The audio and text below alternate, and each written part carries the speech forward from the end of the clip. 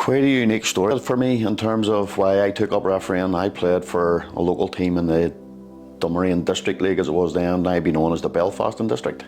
And I think there was 4 divisions in the league, and I think we maybe had 3 or 4 referees in it. So if you've seen a referee twice a season, you were doing very, very well. The club I played for was Glanville FC, and during a game one day, one of my teammates got involved in a tussle with a goalkeeper.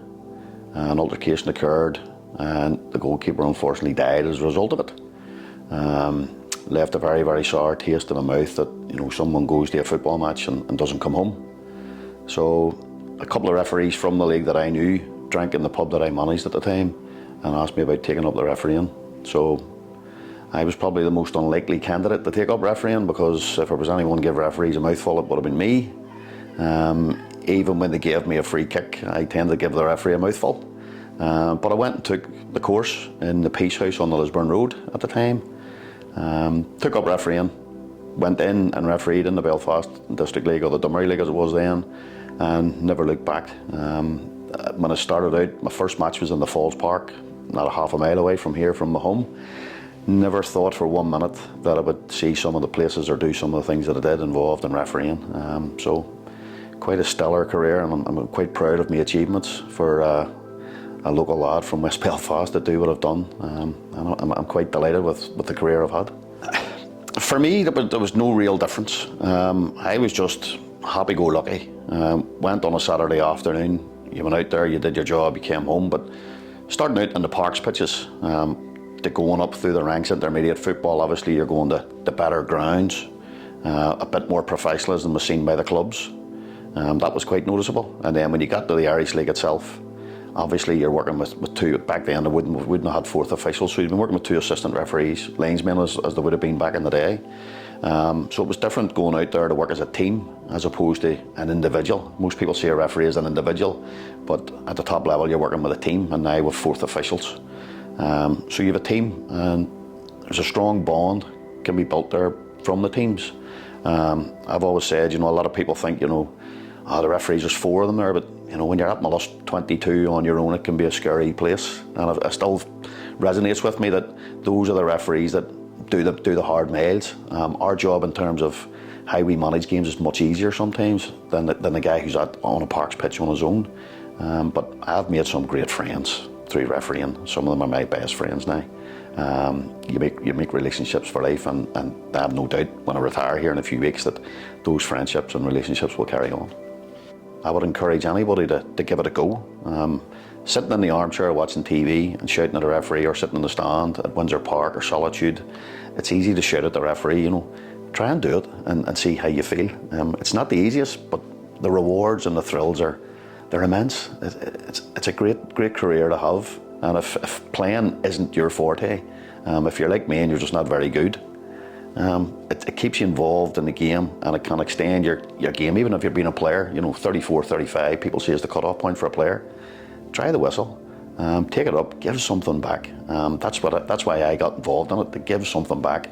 I've never looked back, and I would encourage anybody to give it a go. The team of 4, if we can, we'll meet up somewhere at a meeting point. We'll try and travel in 1 car if we can, or 2 cars. If it's convenient, we'll all meet for a cup of coffee, bit of banter, set out our strategy for the match, talk about who potential dangerous players for us can be in terms of, you know, if you have the 2 competitive midfielders that are going to come up against each other, or a big bulky centre forward against a bulky centre half. It can cause different problems. Each match has its own individual problems that'll grow for a referee and his team. And it's our job to try and highlight those amongst ourselves. We don't go in with preconceived ideas by any stretch of the imagination, but you need to know what you can come up against. We don't just go out there and say, well, we'll see what they throw up today. We do a bit of homework on it, the same way the clubs will do their homework on their opposition. I've no doubt the clubs, and I know speaking to some of the managers in Irish League, that they actually do their homework on the referee when they see who's coming. So getting to the ground, we need to be there about an hour and 15, hour and 30 beforehand to make sure everything's correct in terms of the playing surface and the goals. We get the team sheets in, we see who's playing, and make sure there's no problems with the clubs. And then obviously it's just the countdown begins then, the mental preparation and the physical preparation for the match. See you later. Bye. Have fun.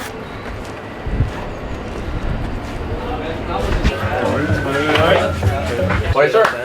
You good? Good again? Yeah. I'll take his word for it, that's what he's here for. And then the last one now. Is someone in the lane of vision? The lane will maybe not be able to see it. Yeah.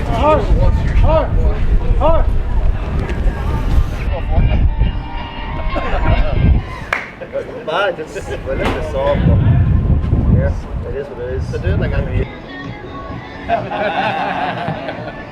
Players work with me, anybody that knows me. At the end of the day, it's only a game. It is only a game. My famous phrase that anybody that works with me will know is, no one died. I might upset someone's weekend by giving a bad decision. I can assure everybody out there, regardless of what they may think, no referee goes out there to make a decision wrongly. We give it honestly. We don't always get it right. If we always got it right, there'd be no need for us. The game would be pointless.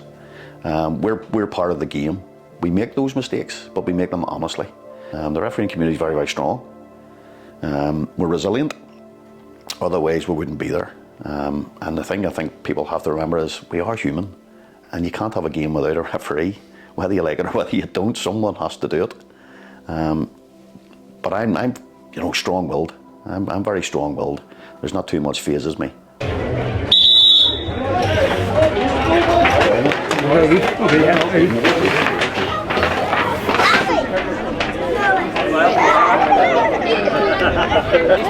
All right, that's it.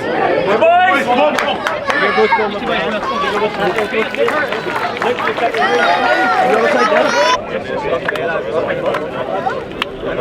Shake hands there, boys, yeah? Shake hands, shake hands.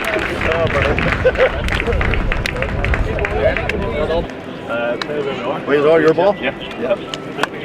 Oh, good, boys. Get up, man. Surprise that you Sorry? All right, come on. Come on, start. Come on, start.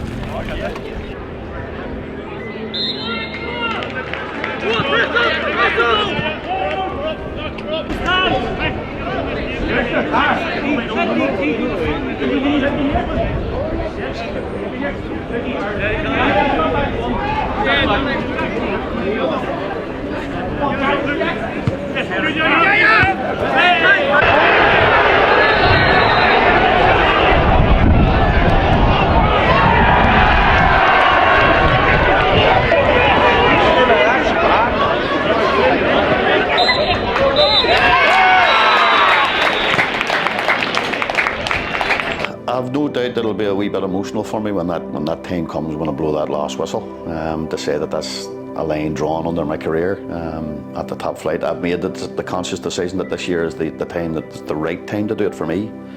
Previously I've suffered with a few injuries, and there's been rumours that I may have done, and I had contemplated it, but the refereeing network and family have, come on, there's another one in you, there's another one in you. Even now some are saying there's another one in you. I just think the time's right. I don't want to be the man who stays on too long. My body's sending me certain signals when it comes to fitness tests and stuff. Don't get me wrong, I enjoy the 90 minutes, but there's much, much more to it for referees to do than just the 90 minutes on a Saturday. So it'll be emotional, but I'm confident in my own mind that I can work through it, and I'm hoping that there's a pathway for me to continue and help develop new referees and the current panels of referees that are there through coaching and assessing referees, so as I can stay and give something back to the refereeing family the way that I've given something back to football.